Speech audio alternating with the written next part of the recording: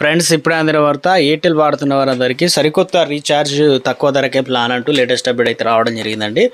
So వివరాలు ఏంటనేది కూడా మనం వీడియోలో తెలుసుకుందాం.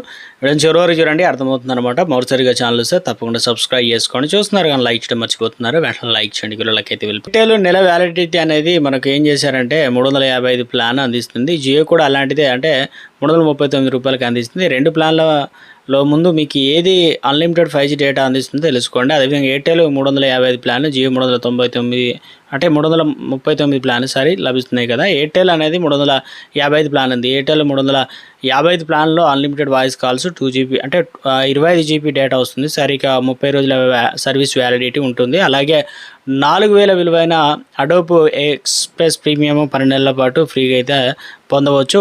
బల్క్ డేటా ఈ ప్లాన్ ప్రధాన ఆకర్షణ అనమాట. ఇక అదేవిధంగా జియో అనేది 399 ప్లాన్ ఎక్కువ ఉంది. ఇక జియో అనేది 399 ఏదైతే అపరిమిత వాయిస్ కాల్తో 1.5GB డేటాతో పాటు 14.95 విలువైన టాక్ టైము, రోజుకు 100 SMS అందిస్తుంది. అదనపు ప్రయోజనాలు పెద్దగా లేకపోయినా ప్లాన్ వ్యాలిడిటీ పూర్తిగా నెల రోజులు ఉంటుందన్నమాట.